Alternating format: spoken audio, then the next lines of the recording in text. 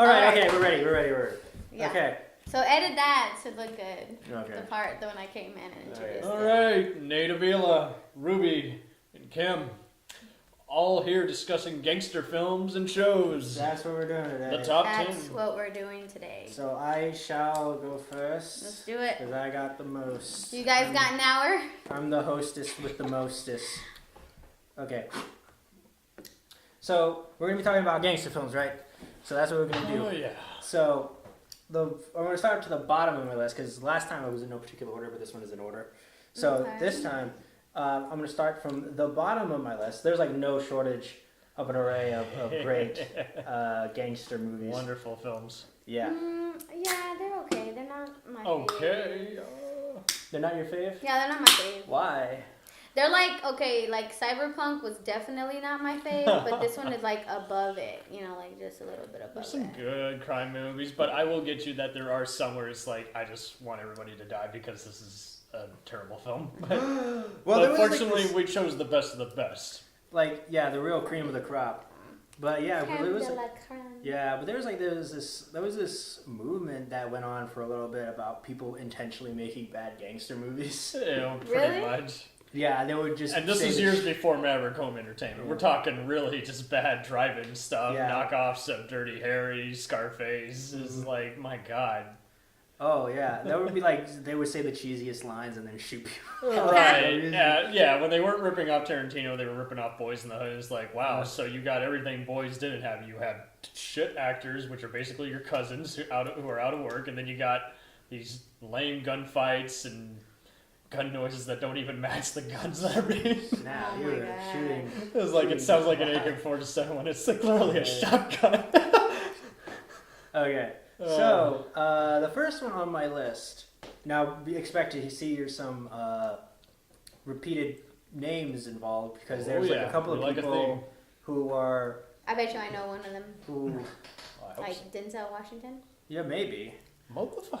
but Oh, that's Sam Jackson. but My That's bad. Sam because there are like some people who really got the subgenre down to a pat. May they be performers or actors or We're talking irreplaceable. directors. Yeah, No one else could helm this project. yeah. So we're going to be starting off in 1975 Las Vegas. Is it Casino? It is Martin Scorsese's 1995 masterpiece Casino. Okay. Starting us off in a tale of greed, deception, money, and power, and a murder between two best friends, a mafia enforcer, played by Joe Pesci, and a casino executive, played by Robert De Niro. When is he not in a crime movie? Yeah, exactly. He's in quite a bit of these, so expect to hear him. Yeah, that's another one that I should have said. Yeah. Scumbag. Compete against each other over a gambling empire and over a fast-living and fast-loving socialite played by Sharon Stone. She deserved that award. She was wonderful. Did she win an Oscar for that? I think so. I didn't know Sharon that. Stone. Oh, I should have looked it up. I didn't look up the Oscar things. A lot of people can't stand her nowadays. I think she's just underrated and just, like many of these people, just very typecast, overshadowed by the roles that made her, put her on the map, like Basic Instinct, you know? Yeah. So this film was very, very, very loosely inspired by a biography by Nicholas Pileggi. Right. And now, when Scorsese got a hold of the rights to make this film, he altered a whole lot of it. Like, a lot of it is not 100% true. Like, He a lot even of it oversaw the TV version. his TV So version. like when it was originally broadcast, there's no awkward, dubbing or any of that. Now, the thing about this film is that it is like 90% voiceover. It's like mostly narration. Wow. But I kind of like it because it's kind of like listening to a visual audiobook kind of going on. And Wait, who's the narrator? It's narrated by the two characters of Ace, who's De Niro's character, and Santoro, who's Pesci's character. And it's narrated between those two. At first, I wasn't keen on it because I felt like it was just a straight up copy and paste of Goodfellas. But on closer inspection, there really are some factors that really make this stick out. Yeah, the thing about this film is like it's really long. It's a 3-hour-long film. It is way long. Oh shit. It's a 3-hour-long film. But the thing is, it kind of goes really fast because the the story is very captivating and it's really good. Kind of like The Wolf of Wall Street. I never watched The Wolf of Wall Street. I was never a fan of Wolf of Wall Street, but I think this one still holds up because it's just, you feel like you're in the moment, and so you're able to forgive the fact that you're not going to be able to relate to anyone, and you can see, if I recall correctly, it does show one key segment that happens near the end at the start. Yeah, And it was the car bomb scene. Right, that's the proper build-up you need to get your attention. And, I mean, it pretty much throws a lot of the gratuitous moments in there. I mean, they're not meant to be gratuitous, but it just sets up the tone. It's like, okay, already, you know, as she's getting a blowjob. De Niro's already, you know, rounding up guys who are clearly cheating at the gambling machines. Already, you know, this is going to be a very hostile movie. It'll be a miracle if anyone survives. By De Niro's wife's character. Oh, I totally forgot Who is that. she? That's right. She's Sharon Stone's character. So Sharon Stone. Oh no, I'm talking giving about the the blowjob? I'm talking about the unrelated prostitute at the beginning. Oh, I didn't. Because remember that was a. Oh yeah, I remember now. There's two blowjob scenes? I think so. Oh yeah, but the first one went by really fast. James Woods is really excellent in this. James Wood had a very minimal. Wood. This is before he went off the edge and Yeah. got all crazy. He had a very minimal role in this film. He played Stone's Diamond. basically his trophy wife who they stole Yeah. away. Yeah. But so you like James Woods' character in this? I don't like his character, but I just think the role is just interesting because, you know, at first you kind of feel sorry, oh, poor bastard, he's going to get his knees knocked in, and then after a while it's like, I kind of want to see if he has a chance of taking over this town. Yeah. I'll tell you where I like James Woods' character. I liked him in Family Guy. Oh my god. How did he know that, bro? If we're gonna do James Wood references for, especially for Family Guy, then we gotta throw in a Robert Loggia. This is Robert Loggia. Oh yeah. And if anything, there's Robert Loggia. this movie could have used more Robert Loggia. I will give you that Robert was Loggia. funny. But James Woods. Hey, Grandpa. He's candy. Okay. Minute Maid. All right. Okay, so Casino. Yeah. There was this one. I want to get your opinion on this movie. Have you seen this film? I Your think husband I has. remember seeing it. I know Joe has. I'm pretty sure he has. He sees anything. When I Gangster. first like met I wanted you- him to get on the podcast. When I He has to first go met to a you job. Yeah. and Oh, yeah. Joe was like, That and Heat are movies I watch at least once a year. And I was like, I believe it. Yeah, no, so I remember vaguely seeing it. Like, I don't, like, I think I saw it, like, a long, long time ago, and I only saw it once, so. Yeah. Well, I'll give you a little snippet of what I want to talk to you about. Well, there was a scene between Robert De Niro and Sharon Stone's character, whose name is Ginger. So Ginger and Ace. Ginger. So Jim and Ace were married, right? She is like a big time hustler. She would like steal from the male clients with her sexual charm or whatever, and he would give her like diamonds and everything, diamond and jewels, because diamonds are a girl's best friend. Am I right? Yeah, I The guess. character really mirrors Eddie Falco as Carmela Soprano on The Sopranos. Oh yeah, In I a only way. watched the first season. I gotta finish watching. I started watching the second Fair season. enough. but I never got saw the last 2 seasons all the way through because I that's where did it not, started. I getting never pretentious. saw that, even though I heard it was so good. Mhm. Well, Sopranos. the thing is, how you watch it now versus how you watched it back in the day is really going to vary because so many shows have pretty much stolen from that one. You know, Breaking Bad, The Shield. Yeah, because I remember I had to watch the first episode for my screenwriting class with Kyle. Okay. He was such a fan of Go that. continue. We're getting Sorry. off track. Oh yeah, so okay, so they were married, right? Mhm. But then because before she met Ace, she was with Diamond, who was James Woods' character. So, but then De Niro or Ace found out that Ginger was giving money that she had to Diamond for She was a diamond in the rough. whatever. It's just For what? because he's like, can I get some money, man? Kind of like that. Okay. Kind of like panhandling. She's like, I gotta help him out. I care about him. And then Ace found out, so he got his mafia thugs to go in and beat him up. And then Ginger was very resentful to him about that. Don Rickles is fucking excellent in this movie Okay. because he is allowed to be serious, but play up the well-known, rude nature of his stand-up in this. Well, I'll get back to the what I was going to say about the late and great Don Rickles in a minute. Oh, sorry. No, you're good, dude. Because, what was I going to say? Oh, yeah. So she went back to Ace, but she went into like a really big depressive episode until she left Ace and her daughter. They left Ace with their daughter. Okay. To go back to Diamond, and then he found out where they were, and then she was like, "Oh no, he's gonna come in and he's gonna whack me." High quality acting, ladies and gentlemen. Yeah, he's gonna whack me. Go fuck yourself. And then she called him again, and he was like, "Would it be okay if I come back?" This movie sounds very bad from the way that you're telling it. Oh, It it's really sounds good. frustrated. Yeah. Frustrated. So if you like Goodfellas, I think you'll like this. What is your take on that as a relationship between like a husband and wife? Do you think it's like a? It's toxic. Yeah, that's what I say. It's not good. Mm-hmm. Like, do you think she is manipulated in a sense? I don't know if it's more that she's just dumb. No.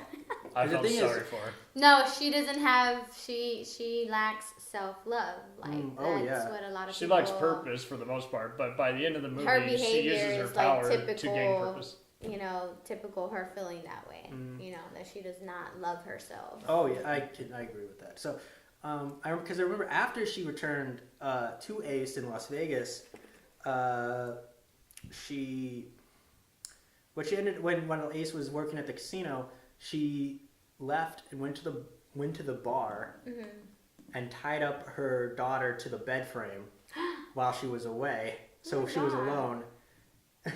And, I don't want to see this movie. yeah.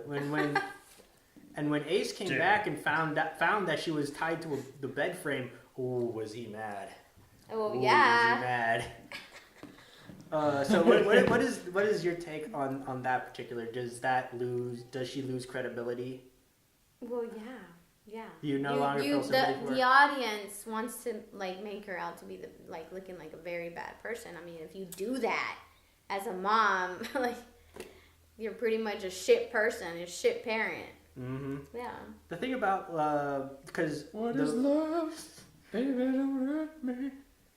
So the real life people that these are based on, their relationship and their marriage was really, really, really toxic as well. But in the film, Scorsese makes out that. So this is based on a true story? Yeah. This actually happened? Kind The of. mom tying It's up way the more daughter? closer than Goodfellas, I think which that happened. Goodfellas changed a few names. Yeah. Oh yeah, but it's for legal reasons. Because I think Robert De Niro's They're character in afraid to get him Goodfellas. whacked. Yeah. They changed his name because the guy was still alive. Oh man. Some true gangster I'd be afraid stuff. of him too, especially if I found out De Niro's playing him. So what casino was this? Oh, it was Vegas, baby. It was in Las Vegas. Oh, the sin happens. Yeah, and this guy, he was considered to be the godfather of modern day Las Vegas. So and much the founder of burying. the Strip. And in the film, it was a place called the Tangiers, but the real life place, I think the real life guy, he was in charge of 3 casinos, but the major one was a casino called the Stardust. Okay. And What year is this? 1975. Okay. So I don't 20 know. years it came out after. Yeah, and I believe.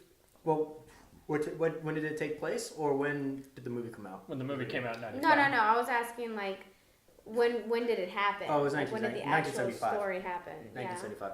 So it was about that. I don't know if it's still there or not, but I think it got bought by a bigger game in town. yeah, it doesn't make sense. Because when the mafia left, the big corporations came in and made it more family friendly. Vegas. Las Vegas. So It's not. I just recently went last year, and it's not. ooh, should I go Should you go where? to Las Vegas? When Joe and I went, it really didn't feel it felt like it was too hyped up, but that's maybe because we didn't get to go see a show. Oh, We didn't get to go whenever we went this last time, and I think that would have been the big thing to be like, oh wow, that was cool or whatever, because everything else was just mainly if you want to gamble. Oh yeah. Like there's casinos everywhere Oh, along yeah. the strip, gamble and drink, and that's all you do. Yep. Yeah. That's really like the thing. And we didn't like plan out our trip. And Like unless you're obviously good at we it, didn't there's plan no it point. out. So there was like other, sightseeing things that I've seen people post about that we didn't really get to go look at either. Like it was just around Vegas, like right there, it's just all about gambling Yeah. and drinking. Yeah. Because I know that Las Vegas was around the Nevada desert. Yeah. In the Nevada desert, that's where the mafia used to like bury Bury bodies people. bury Oh, bodies out shit. there. Somebody should make a movie about that. That they did. It's called Casino. About finding the dead bodies in the sand? Well, no, it was mentioned. That's but- literally that comes with the territory. No pun intended. So Don Rickles, the late great Don Rickles. Hey, huh? Yeah, he was in this film, and it was kind of funny that he's in this film because he appeared on the real life Aces talk show when that was going on. Do I have a text message? No, I got an email. He went to every casino ruled by extraordinaires. Mm-hmm. Yeah, so there's also the relationship between Pesci's character Santoro and Ace. What do you guys feel about that relationship? I It's a didn't very, really know much about very it from what you cool said. payoff because they start out as partners in crime and then eventually become opposing forces because they all have different interests. Oh yeah, and I like that. I haven't seen this. So it's like a power struggle? I almost Kind haven't of, seen this yeah. in 10 years and I still remember it vividly. Mm-hmm. Kind of like a person wanting the throne and wanting to dethrone someone, like an usurper. Like on Game of Thrones? Kind of. We're not talking about I Game take of it Thrones. that's on your gangster movies. It's not a gangster. We should do show. that If next you episode. think about Game it, of it Thrones. kinda- Y'all don't watch I haven't it. Yeah, we seen can't even Game of talk about Thrones. it. It's I've awesome. seen recent seasons. It's not that great. I Oh love it. snap! That's gonna get some backlash. That's unpopular opinion, Yeah. guys, right there. No, Yeah. actually, I know plenty of You people. should put a sign over his head that goes, unpopular opinion. Unpopular opinion. I know plenty of people who hate Game of Thrones. So also the mostly narration. What do you guys think the narration? Mostly narration. Is that good? It's just I think very it's different. organized. I like it.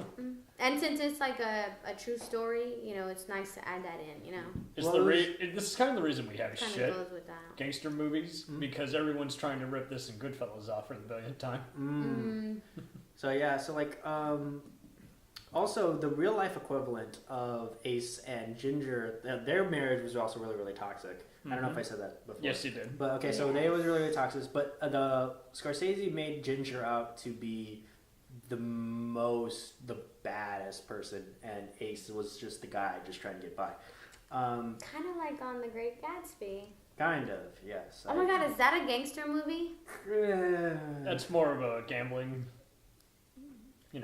Gatsby? Well, thought not Gatsby not was gambling, but just Yeah, yeah, buying it's your not life really- away. It's not really gangster. Still a billionaire for what Yeah. he is. So there's that. But in Baddest real life, That she's the baddest person. yeah, but in the real life, Oh, she it was bad. really the Ace was really awful to her. She would beat her pretty bad. So So she's No kind of wonder. like mentally fucked. yeah, and then no wonder she went to because after right when she returned, she went to Joe Pesci's character Santoro, and then she was like, "Oh my gosh, I love you, save me." Ooh. So she was with Ace, Mm-hmm. Diamond, He's acing it. and Santoro. Santoro. Yeah, So she's basically like the whore. kind of. The Yeah. whore. She's kind of more. She's trying to get out of slut territory in a way. She's not. She's trying to She's get out of trying here. to get is she hoping that they're gonna like marry her or something like that? He does Or what? marry her. He One does. of them He is does. married Who? to Ace. That's No, what but it I'm is. saying like to the others. Probably, mostly, probably, but I think she's mostly doing it as a survival tactic, especially in terms of Santoro, because Okay. she believes Santoro is the only person who can stand up to Ace. I don't know. Maybe I'll rewatch it. Oh yeah, it's on Netflix if you want to watch it. Netflix. It's on Netflix. Wait, no, it's not on Netflix. Never mind.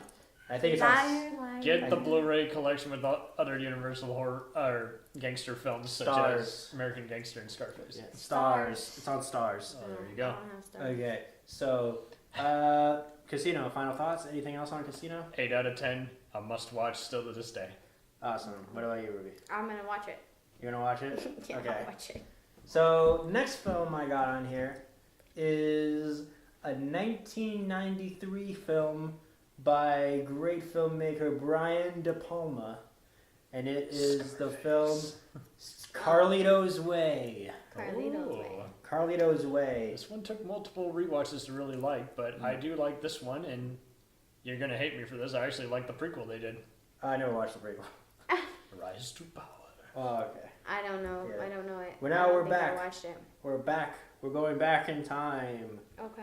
Wonderful To- all-star cast. Ooh, yes, to New York City, based on the novels Carlito's Way, the same title, and After Hours by Edwin Torres. So this film is based on 2 books. So Holy shit.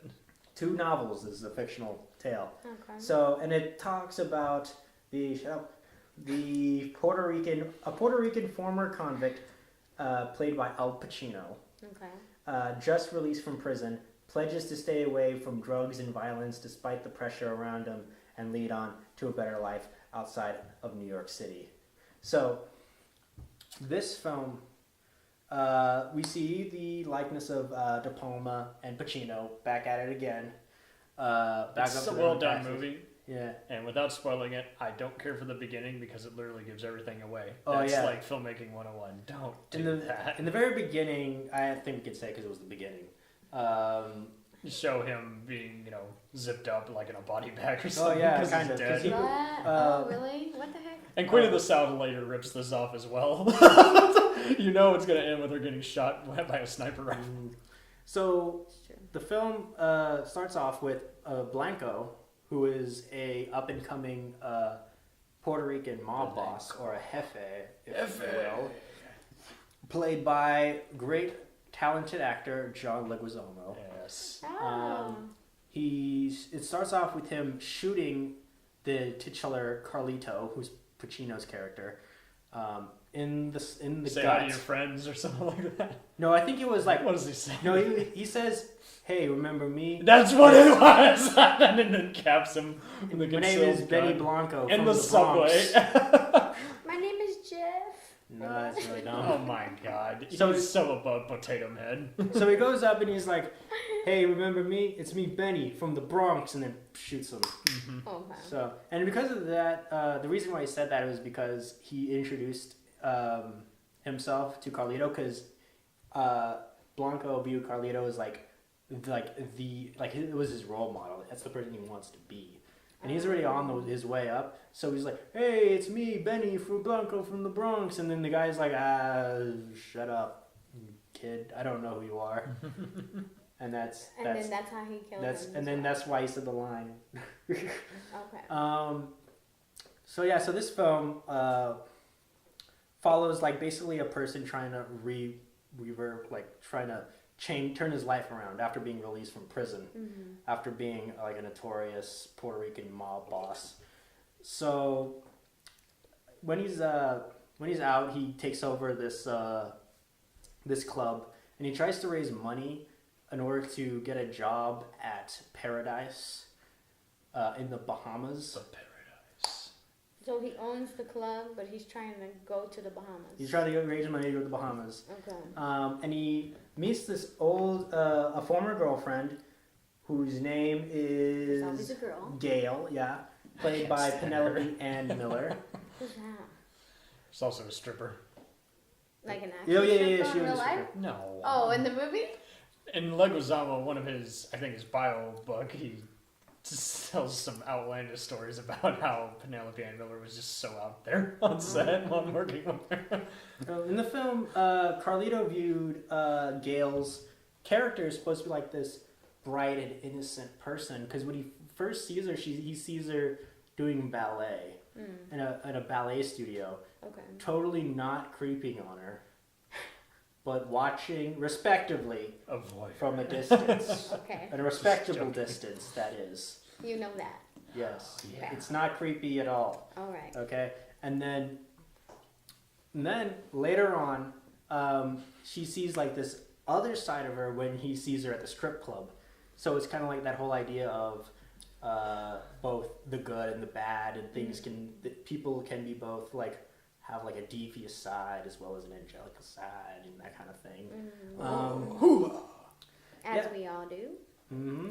And there's this one scene that is a really great scene. It is known as the billiard ball scene or something like that, where Carlito comes in and we finally see that first struggle that he has with the life of crime and him trying to fight for his innocence and everything, where he meets this other Puerto Rican mob gang, and his cousin was supposed to be delivering money for pavement for some Viggo drugs. Mortensen, right?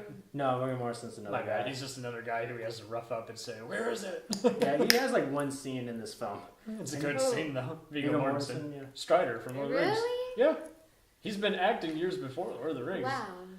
He's Yeah. done other stuff. I know. No, I know he's in other Never stuff. been bad in a single But like movie. I've never seen before Lord of the Rings. Okay. Yeah. Not even G.I. Jane. He was in that too? He's the instructor.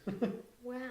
So Anyway, so his cousin meets up with this other Jefe, and he's paying him money. And as he's waiting for the Jefe to count the money, Carlito knows something's up, something's not right. So in order to combat this, he lures the rest of He the just gang. has like a sixth sense. Well, yeah, because he noticed something was up with the bathroom. Something with the bathroom kind of signals him. But in order to combat this, he pretends that he wants to like show them like a trick with the billiard ball table. Oh, okay. Because there's a billiard ball table there. There's a billiard ball table, yes. Okay. And when he does this, which is really cool because the camera really follows him around, it kind of like spins around and everything, kind of showing like that whole whoa, like it's like things are about to go haywire kind of thing. And what he does is he puts a billiard ball on top of I think a cue, and he has the other guy stand on the other side of it, and told him to look closely, and he has like the pole. I don't know what it's called. The stick? I think it's another The pool name. stick? Yeah. talking about the pool table scene. Anyway. Yeah. So while he's doing this, the Jefe told his cousin, "Hey, want a beer?" And he's like, "Yeah, I'll have a beer." And then he says, "Well, here, look in this totally cool, not inconspicuous cooler." And then he puts his hand in it, and he's like, "Dude, there's no beer in here." He's like, "Yeah, it's in there. It's deep in there." And as he reaches in for it, he's like, "Hey, did you hear that your Jefe died?" And he's like, "Whoa!" And then he just like smashes the freaking lid down his arm again. and then shoots him. And as soon as that happened, Carlito just like smacks the ball and puts the ball, like smacks the other guy in the face with it. That's right. And then he gets the table pole stick and smacks the other guy with it. This is an action movie half the time, basically. Yeah. And then he runs to the bathroom. And the thing about the pool table scene is because it was like very brightly lit, and the color scheme was really like symbolizing that whole, because most of it was red, so it was supposed to be like this whole bloody type thing, this life of crime. So he goes back into the bathroom where he's all dark and everything, and it's supposed to symbolize like him in like the shadow of good and evil. Still in the Something. gutter of crime. Yeah, and there's like a mirror showing like his reflection, which is usually what mirrors are used to represent. Yeah, Yeah. and he's like looking at himself like. He didn't look at himself at all. He should have. It's a mirror scene. Well, there's a mirror there. The viewer who's Present. seen enough movies is gonna get it anyways. There wouldn't be a point. Yeah. So he has like a gun, Okay. I mean, and he he's tries to like Pacino. talk big to scare them off, but I mean they're all dead because he killed them all. So he goes back out and he's like, "Oh, they're all dead. That's Like, sad." what did I do? No, he didn't do anything. He was kind of like in self-defense, so he doesn't fault himself. But he sees his dead cousin. He's like, "See what happens? You live by the sword, you die by the sword." So what do you guys Does he think say about that? that? He doesn't say that. Okay. Kind of. So what do you guys think about I would that? recommend this. I wouldn't recommend this as like a first pick, but it's good when you're out of the main top gangster films to watch. Mm-hmm. Well, where can It's you not. watch It's it? imperfect. We're watching on Stars. But what do you guys think about that whole idea of living by the sword and you die by the sword, that whole thing? I think it's always interesting. It's just kind of about the execution, no pun intended, how you actually see it all unfold versus just, using that structure. Because just like with foreshadowing or any other plot mechanic, you want to make sure it's well oiled before, you unleash it all on the audience. Yeah. What do you think, Ruby?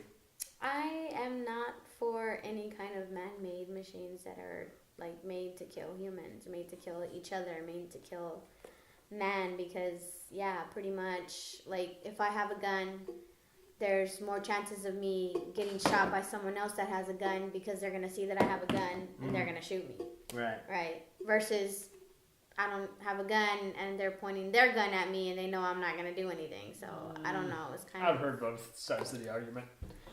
I think the best way to sum this up is Carlito had no chance in hell of getting out, and he dug himself in even more. Yeah, it's also that whole idea of the past catching up with you. Yeah, that's his lawyers but that already doesn't always also. happen. Oh, we're gonna get to that in a bit. That doesn't always happen either. Mm-hmm. It's just basically if you live your life peacefully and that's what you're putting out into the world, you're gonna get that back. Like because you're living that way. Well, much like an addiction or even people trying to escape abuse in their home, it's sometimes easier said than done. Oh, I know it is easier said than done. But you do your best to do that way and not to hurt others. Like, I don't like the fact that there's guns and stuff like that because they're meant to kill. They're meant to do stuff like that. Unfortunately, there's very evil people in this world that have mental issues and there's no other way. So it's kind of like,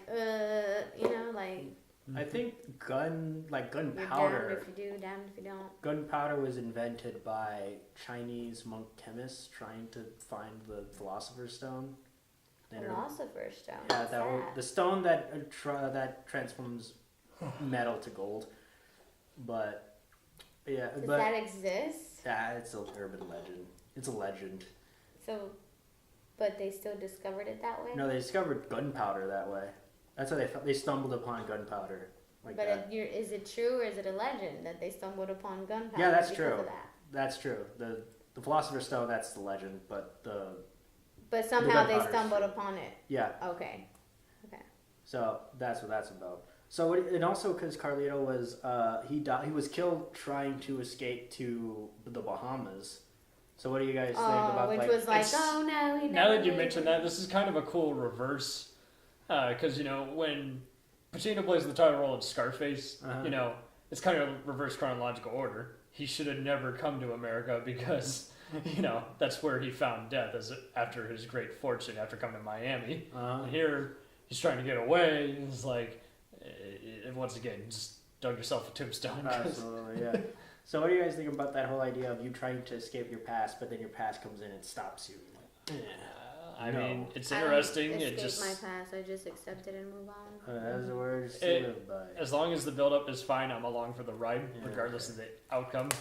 I think someone, given how there's so many talented editors still on YouTube to this day, there's someone should do a supercut of having it be from Pacino's viewpoint, or not Pacino's viewpoint, Leguizamo's viewpoint. Oh yeah. Now there was also that whole Make it idea. look like he's a victim, because if you want to look at it from his point, he does get pretty much viciously beat up. Oh yeah.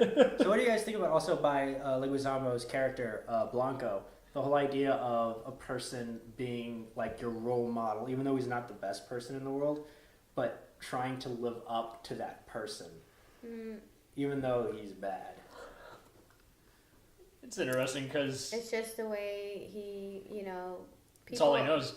Yeah, people normally who are brought up a certain way and they go through certain life experiences, they think that that's an actual, good thing. Like, they want to be like that person because something in their mind is telling them that's the way it should be. Various real-life cases have, including in fiction or adaptations, have just shown time and again. A lot of people are born into crime or use it as a last resort. Is like, sure, I'm going to sell dope or whatever. Yes. Transport people Right. illegally. And there's also that. What do you think about that idea of not meeting your heroes? Because when he met Carlito for the first time, Carlito was really like, Do I give a carry fuck? you. And Oh, the so he was- rejection? Yeah, because Yeah. he felt Oh my because god. he like tore him down pretty hard, and he resented him really hard after that. Well, That's why he because killed he's him. like beginning level. Speaking as a person of several fandoms, like if any of my faves rejected me, I would like my Mhm. heart would break. Yeah. Yeah. So don't meet your heroes. What? I met some of my heroes. Like They're nice. personally. Yeah, like Like, personally, you like I hung just gave out, Who are your Maggie heroes? Geeslin a hug you know, at the Lunar Vacation show. and then she said, "Okay, bye bye, next person." Yeah. Next Well, she didn't say person. next person. So She you was didn't- just. She actually told me she was like, "It's so good to see you again," and then That's what I got they to pay her give say. her a hug because of that tragedy that just recently happened. Like I know they were just going through a tough time, Wait, and I you saw wanted each other to before? hug her and Grace. Huh? You saw each other before? Yeah, Oh, I've seen snap. them at lots of shows. Okay, that so was they- like my they- 4th show that I had been to. This is the first time you met her? Or No, I mean, I had taken a picture with her before at the Austin Okay, show then too. that's pretty cool that she remembers you then. Yeah, Okay. her and Grace remembered me, and I was like, what? Okay. And then you're like, "Can we be best friends?" And then you're like, "Can I have your number?" No. So So we can much hang out. discuss, guys. Oh my God. Go. Okay, and now we're gonna move on to probably one of the most interesting. Scarface. No, not Scarface. Oh. We're Really? probably gonna go into like the most interesting part of Carlito's Way, which Oh, is okay. the character of Kleinfeld, who is Sean Penn's character in the film. He's interesting role for him because he's really playing up his Jewish side, and at the same time Who is he? he's Carlito's lawyer, yeah. Okay. who's who owes a shit ton of people a lot of money, and basically he's in the hospital. Corrupt and stuff. Yeah, and he has drug addiction also, I think, Yeah, right? yeah, he was addicted to cocaine. Yeah. The thing Cocaine is like, a hell of a drug. He's supposed to be Carlito's icon, or a Mhm. guy who gets him out of trouble, and he doesn't do Carlito any justice. oh yeah. In the beginning of the film, we see Kleinfeld getting Carlito out of prison because the original trial was not properly done. So we managed to get him off because he had a 30-year sentence, but he managed to get him off in 5. Mm-hmm. Oh, So- what a convenient way! What a convenience, that happened. Well, was this set in LA? It was set in New York City. Okay, that makes better sense. LA and New York are notorious for having great lawyers. Yeah. Cutting deals. Yeah, they have to, right? So I think it was also later implied that he paid the judge off. I think so. I think he says it in one of the narrations. So Kleinfeld, he's actually supposed to be like a big-time lawyer for gangsters. And then he later on, like, he was kind of being bullied by this other mafia gangster. Yeah, that's what lands him in the hospital. Yeah, who wanted him to bust him out of this prison combine, like in a boat. And we later learned that he's really super tired of these gangsters coming in, pushing him around because they think he's a pushover. Mm-hmm. So we kind of got really fed up with that. He even has a gun under his pillow in the hospital. Yeah. I don't know how he smuggled that in. Oh, I don't know. So we got really so after a while, he kind of got a little fed up, and also with his addiction to cocaine. Right. Now he's all like always wanting to fight some, trying to prove himself for something, and now he's like, now I want to be a gangster. I don't want to be just a lawyer to be pushed around. I want to be a gangster, notorious. B.I.G. Yeah, I want to be a notorious gangster. So, and I remember when he went out, he convinced Carlito to help him out on this prison break, along with that gangster's son.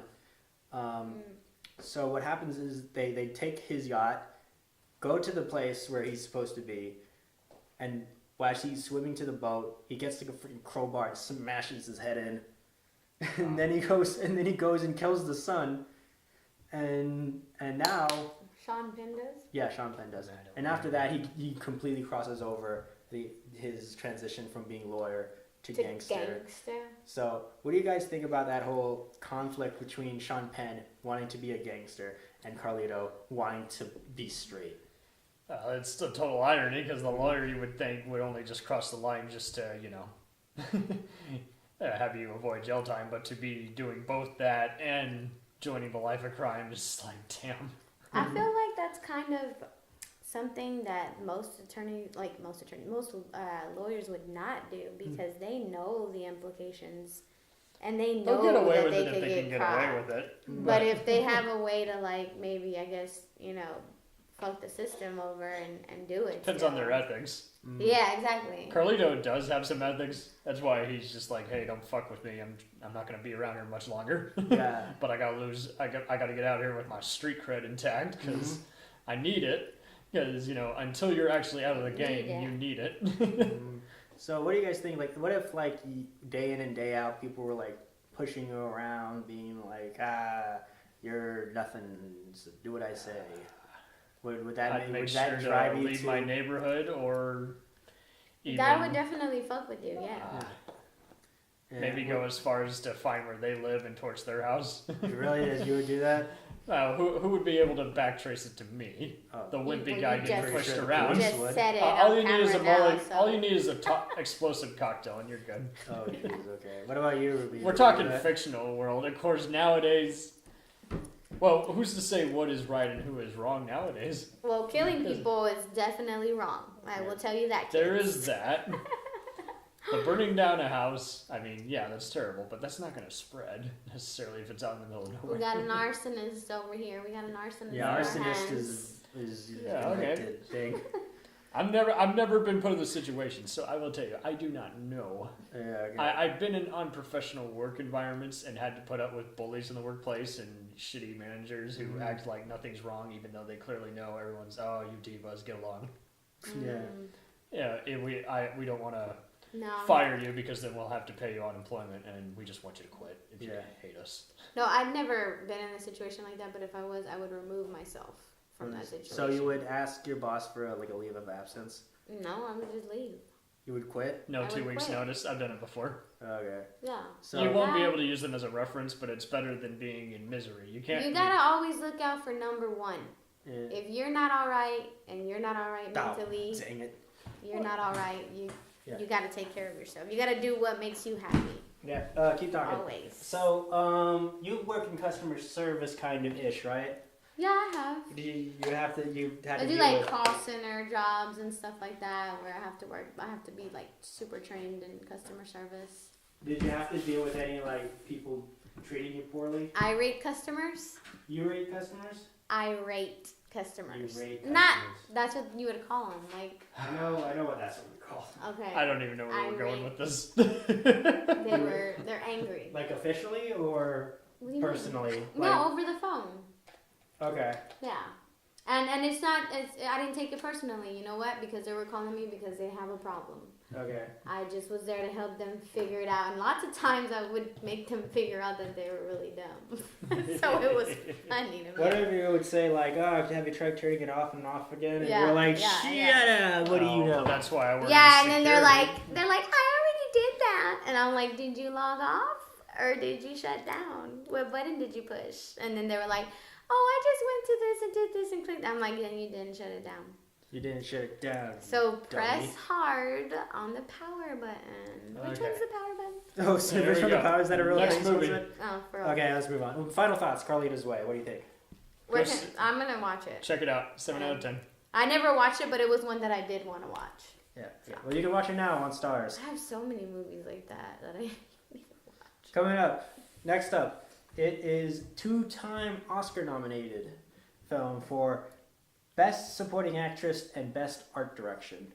And it is a 2007 film made by one Ridley Scott. American Gangster. It is the American Gangster, based on the article from Mark Jacobson entitled Return of Superfly. Yeah. Which I think is a pretty cool name. No, you're not impressed?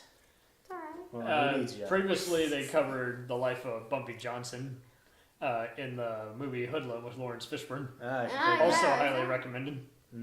So, this film takes place in 1968, New York City. New York. So, I think it's like this is the second film that takes place in New York City. This is one of the few Ridley Scott movies I can even come back to. Oh, yeah. And it's about an outcast New York City cop who's played by Russell Crowe. Is charged with bringing down Harlem drug lord Frank Lucas, played by one Denzel Denzel Washington. Yes, whose real life inspired this partly biographical film. Okay, so Partly. yeah, so this film mostly resides in kind of like the irony and everything. The irony, the beginning is a total rip from Godfather. How his father's dying and he must take over his throne. Kind of. It's more subtle, but if you look at it and realize, it's like, yeah, they totally just tip their hat to that movie.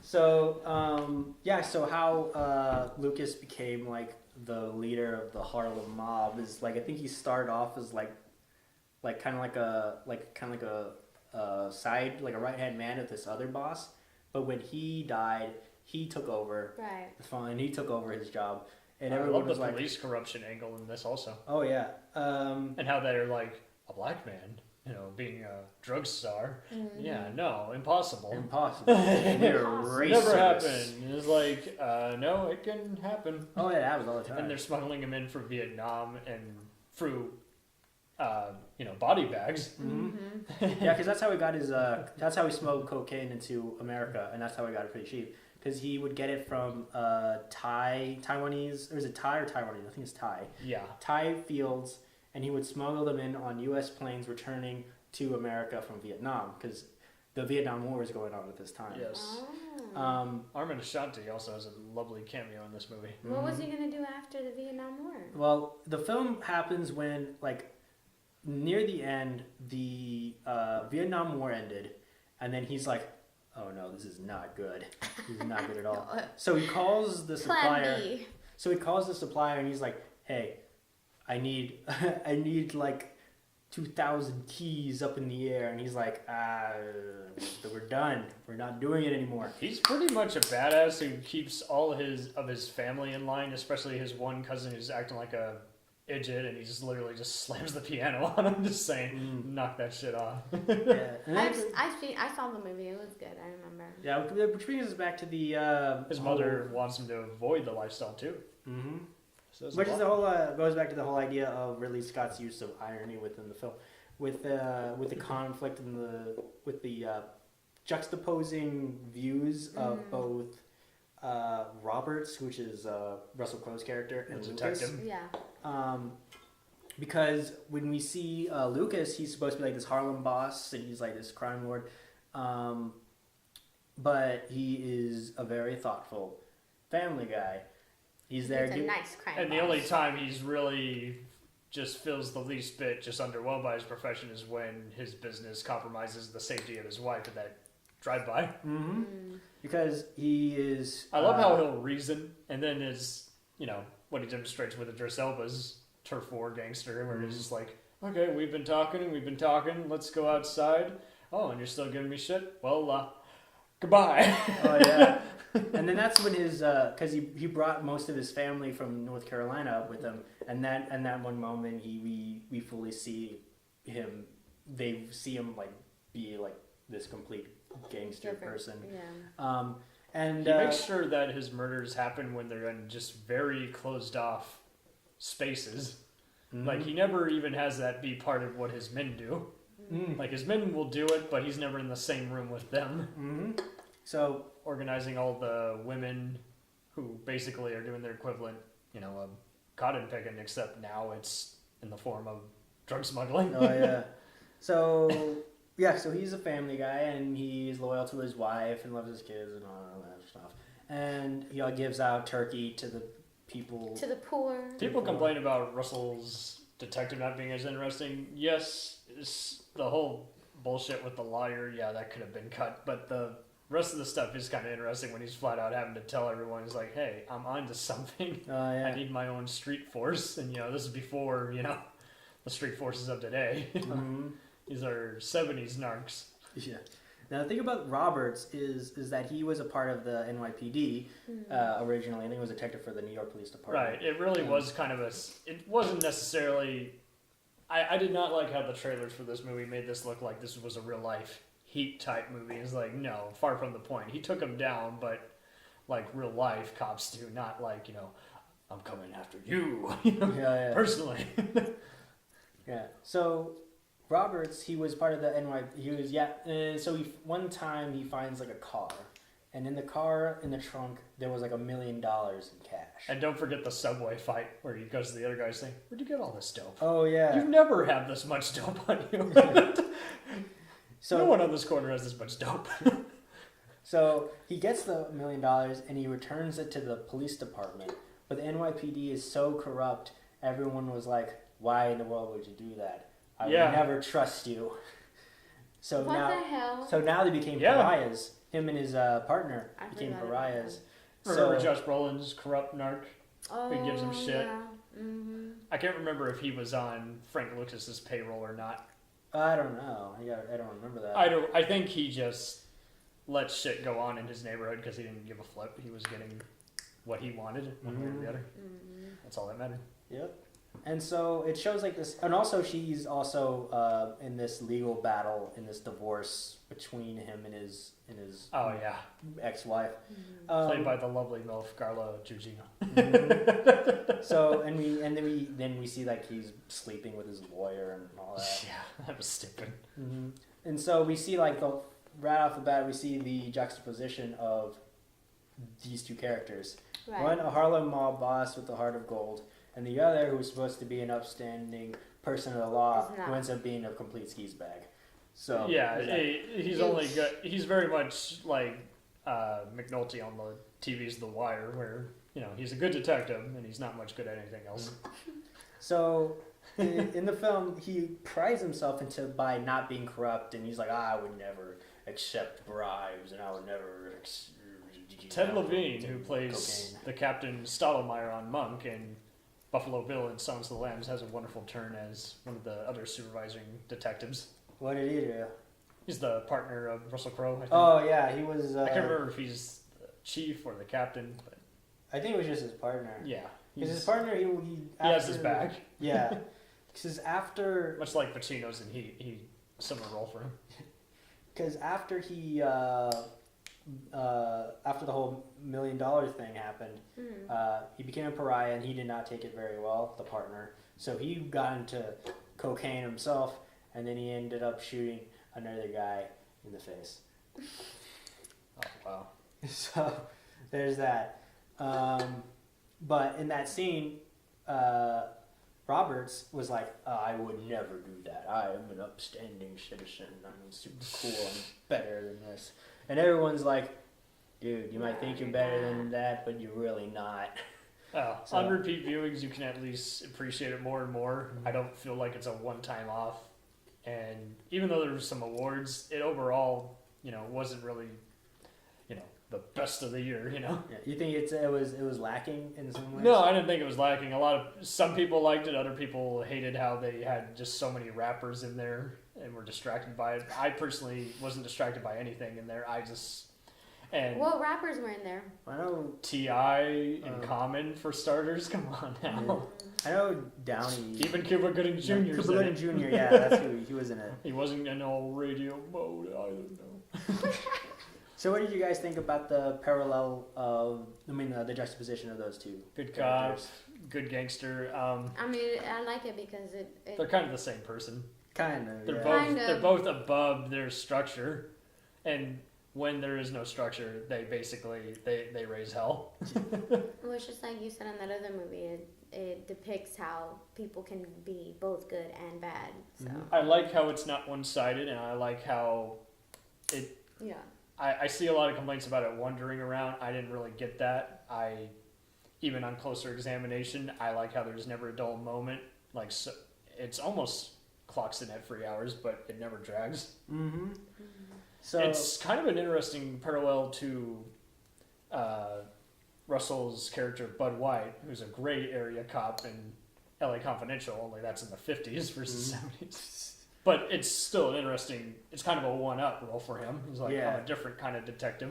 Mm-hmm. I'm still a hard ass, but, I'm only going to, unlike Bud White, who solves everything with, slugs to the face, he very much solves everything by doing his homework and then coordinating a raid versus, I'm going to go do it my way without a warrant, Yeah. So, American Gangster, final thoughts. What do we think? It's a 4 out of 5. Check it out. 4 out of 5.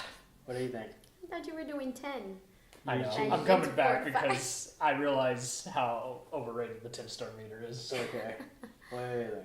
I liked it. I would give it, a 4 out of a 5 too. Okay. Good for its genre. So yeah, for you its can watch genre, it. yeah. You can watch it now on Netflix. Comes on I mean, HBO. it's even more. I give it points just the fact that it's based on that man's true story. Yeah. Oh yeah. They claim it was very Hollywoodized, but then again, we can do some our own research on this. I'll let the warrants speak for themselves. Okay, so next up is a 1987 film, also made by De Palma. Untouchables. It is Untouchables. Not the Expendables, the Untouchables. Which takes place in 1930s Chicago. Oh, I haven't seen it. Suggested by the book, made by Oscar Fraley and the Elliot Ness. And a rehash of the TV show. Yeah. And it's about Elliot Ness during the era of Prohibition in the United States.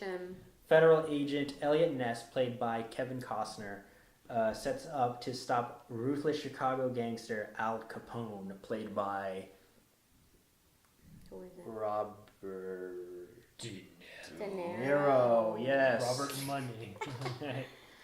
He played Al Capone? Mm-hmm. Yeah. He did a really good job about The it. bat scene. Ugh. Oh yeah, that really happened. in real Yes. life. Except Now- it wasn't one person; it was two people. Well, there you go.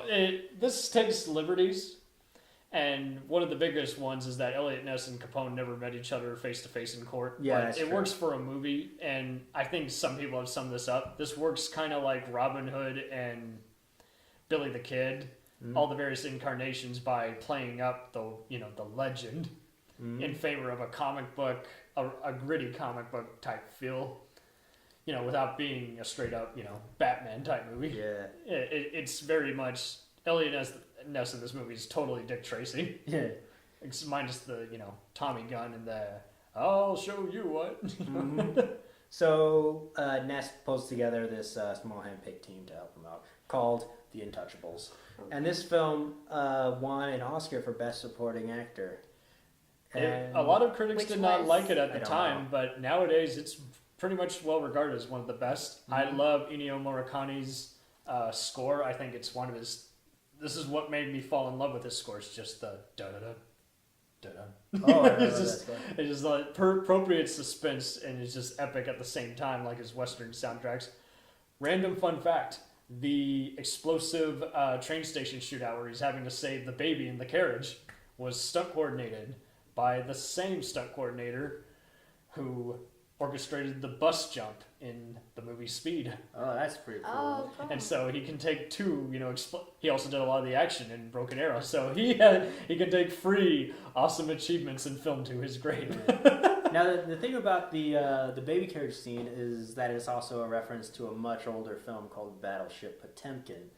Where That's right. It was that's in like an old French New Wave. Yeah, so it's like made in the 1920s, 30s. It was like a silent film. This is great because it Wow. really works for the character of Elliot Ness. It shows his so many of my partners have been killed by corrupt cops and other people in my, when I let my guard down, and now, I gotta take action before everyone gets slaughtered at this train station hit. Oh yeah. So this film also was nominated for Best Art Direction, Best Costume Design, and Best Music. So I think that was really nice. Excuse me. Yeah, So- it's a solid package. Some of the music drags and some of the gunfights aren't as well orchestrated as they could be, but it's a minor quibble in it. Otherwise, just pretty organized thing. A lot of people are argue about Sean Connery's accent slipping out at times. To be fair, my sister did some research on this guy. The guy he's based off of apparently did have some Scottish ancestry, so I think we'll let that slide. But no, David Mamet's script really compliments everybody, and having Connery even establish everything in the Connery's cathedral. in here. Yeah. In the cathedral meeting where he pretty much mentors Ness, I think is a really cool thing. And especially the scene before I like that, where they meet by the by the trash can, he's like, well, throw it in the goddamn trash. Okay. It's just like, if you're not happy with something, do something about it. It's just that cool build up. It's like, okay, I want to be like this dude. Yeah. So, And I get so pissed each time he dies in this movie. Oh yeah, he does die. He was, spoiler alert. even though the Oh, real come life on. person didn't die, nobody died. Really? In real life, yeah. He did not die in this Well, he movie. did die eventually, but he wasn't killed. I mean, everybody dies. Oh snap! Why you gotta be like that? Now you made me sad. Hope you're happy. I don't think they use the same character name, come to think of it, but... I don't know, because his name in the film his name is Malone. So I don't know if that's his, I don't think it's his real Years name. before I don't Burt think they Reynolds would made use it the cool to real be a name with Malone. Okay. So Actually, that was the scene. Anyway, okay, so recommended to all fans of the genre. yeah, Watch it with your pop or your grandpappy. They'd probably have already seen this movie a dozen times. it's a really good film. So in the film, we see Ness in this kind of like this confrontation with this other gangster within the South Side Mafia that Capone was the don of, and they were in the film. They had this confrontation in the roof of the courthouse, and then Ness was like, "I'm gonna arrest you because you had a gun in Right. the courtroom." But if we have to plant one on you, we will, because we know this place is loaded with criminal activity and bootleggers. Yeah, but he did have a gun. Yeah, and they let him have it because he had a special note from the mayor saying that he can have it So because that's he why was they corrupt. called them untouchables. Kind of. Right. So, When he teams up with the Canadian Mounties overseas is also a oh great yeah, touch. because the Southside Mafia would smuggle beer from Canada. Okay. Andy Canada Garcia, still had beer. Andy Garcia is really awesome as one of the partners in this. Oh yeah. He dies too, right? No, he survives. Oh, okay, I don't remember. Yeah, remember he saves his ass, covers him in the train station. Oh yeah, he was the sharpshooter. Yeah, he's like, I got you. Yeah. So okay, so Ness gets This this is other De guy. Palma's Godfather. What was it? This is De Palma's Godfather. Oh yeah. In long story short.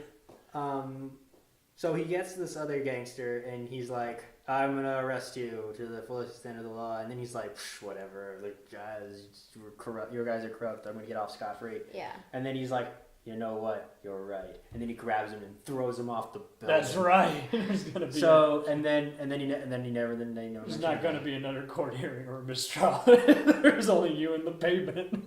So, what do you guys think of that? Especially like an upstanding person being able to go against his morals and throw someone off a building. Who got thrown off? The gangster. Frank Nettie, who was an actual hitman for Robert? mobsters, No. played by the great B movie legend Billy Drago. Who? It was another gangster from the Southside Mafia. Yeah, he's the one who kills Okay. Connery's character, And who was the one that was throwing him off? Elliot Ness. Ness. Which is who? The Costner's main character. Kevin You've Costner. seen Yeah, Kevin Costner's Untouchables. character. Yeah, didn't you I haven't pay seen attention? You've I never haven't seen it. You haven't seen it? Mm-mm. So what do you think about the whole a person going against his morals or her morals? I think he was just tired. Just tired. He was tired of the corruptness. He I'm was neither tired of being for- good when everybody else is being bad around him. So he's like, fuck this shit. I'm neither for nor against it. It does work for the movie because it shows by that point, he's tired of having fellow officers get gunned down and these guys get away with Tired. murder. He's mentally So tired. he gets away with murder. Okay. And in the film, Capone actually paid off the jury so he could get acquitted Yes. because he was on trial for tax See, and that's evasion. another thing. Like, They don't really finish the story with him, but they at least give an interesting absolutes of there's more to come. This is Elliot's city now. And I don't think it's really that much of a moral struggle if you know that the person that you really want to kill is gonna the world's gonna be better off with them being dead. Like they're not doing any good; they're doing more bad than anything. So it's like So you're saying the ends justify the means. I mean in this movie. So if a bad guy was running down through a crowd of innocent people, you would shoot down innocent people to get to that bad guy. No. But isn't that what you said? It's You kind know what I of. said? Yeah. It isn't what I you said said, the but person, like in this situation where it's just them two. Okay. Okay, well, Like- there are multiple meanings Like, Or obviously, ways when to you're say in public and and justify the means. you're not gonna fucking do something that everyone's about to see you do. Like, you kind of, it makes you like hesitate just a little bit, you know, more when there's people, you're in public. You know, you're not gonna shoot somebody else. You know, so. But you might still bend the law a bit. Is kind of what he's getting at. Yeah.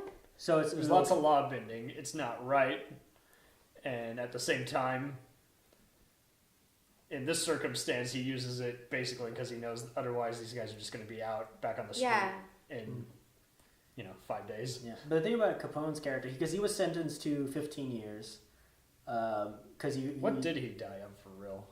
I think he forget my passed away from Alzheimer's, I believe. But was that the only thing bad that he was doing? No, Smuggling? he smuggled people. He sold illegal beer. He killed people. Okay. He committed what was known as the Valentine's Day Massacre. Yes. Which he got people from the north side drawn, which is the Irish mob. Yeah. So he gathered them up, pretending to be police officers, and then just gunned them down, cold blood. I always thought he was part of the Italian mob, but apparently, he was Irish. So, Capone? yeah. I think No, Capone is Italian. he was Italian. Okay. The north side was Irish. Oh, okay. He did not like So, Irish. yeah, I mean, he was doing bad things. Oh yeah, he was doing really bad things. But the thing is that he was so popular amongst the people, they called him the people's mayor. Right, because he was giving them beer that they otherwise weren't allowed. Because they didn't know everything else, yeah. All the major politicians and law enforcement were in his pocket. Yeah. He paid off everyone, so he was untouchable. Which is the name. It would have been a different story had he been doing these illegal means and not, been icing everyone. Right. So the only way Ness and the rest of the Treasury Department could get Capone was through tax evasion. That was the closest thing. Right. And tax evasion, he got 15 years. Right. So and he was sent over to Alcatraz. Now the movie doesn't cover this. This is like real life. So in real life, he went to Alcatraz. In real life, he went to Alcatraz. Like the movie cuts off when he gets the prison sentenced. sentence, yeah. It doesn't get that far. But in real life, afterwards, he was sent to Alcatraz, but he was treated very well. Have you seen like pictures of his cell? Like he had like I think I have. Yeah, he had like a really nice bed. He had like a nice chair, lamps. He had books, shelves, and everything. And but the thing is, he kind of went insane in there because I think he got Alzheimer's and his mind deteriorated. He didn't remember what he once was. Yeah, just an infamous man. Wow. His Isn't name, that crazy? And then he was like, "I want everyone to call me." That's the movie I would like to see. I would like to see the final days of Al Capone. That could be like a comedy. About that. Somebody make a comedy about that. Josh Trank is making a movie about that. They are. Really? The guy who made Fant Four Stick. I will be first in line. I didn't see that one. Good. It's bad. So he did some good stuff before that turn. Like Chronicle? Well, that and the Kill Point TV show, which also has John Leguizamo. Mm-hmm. That's a cool Dog Day Afternoon negotiator type. Yeah. So he was deteriorated, and when he got out, he was staying with other members of his mafia, and he was like fishing in the pool on the diving board and all that kind of stuff. And he really was a birdman. Yeah, I want to see that movie. movie. Went insane. So what do you think about the movie's idea of political corruption? Like how one man can control everything in order to get away with a lot of stuff. What do you guys think about that? I think it manages to raise questions without leaving them completely in the gray area. Mm-hmm. It's overall, you see the opposing forces, and you pretty much grow up to love to hate Capone in this one. Mm-hmm. You never root for him or anything, and I think it wraps it up very nicely. I don't feel like it ever drags or has too much, tries to do too much in 2 hours. Mm-hmm. What do you think, Ruby? I like movies like that show the corruption and show how weak men are. All men, like, all human beings. We're all, have like they say, everyone has their price and stuff like that. I like that they show that because that just shows, like, realistically, that is how it is. Like, that is how it can be, depending on who's up there. And so just the thought of men ruling over us, you can definitely have an idea that something is not right there. Like, not all things are going to be right there.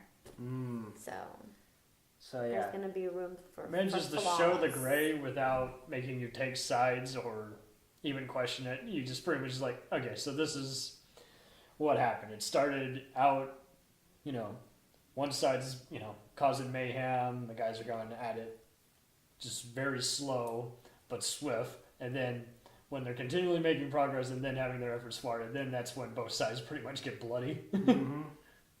So final thoughts, Untouchables. What do you think? Worthwhile, very worth seeing. I think I just saw that was available on Redbox. I think. Was it? You can watch it now for free on AMC Oh, if on you want to AMC. watch the PG-13 version.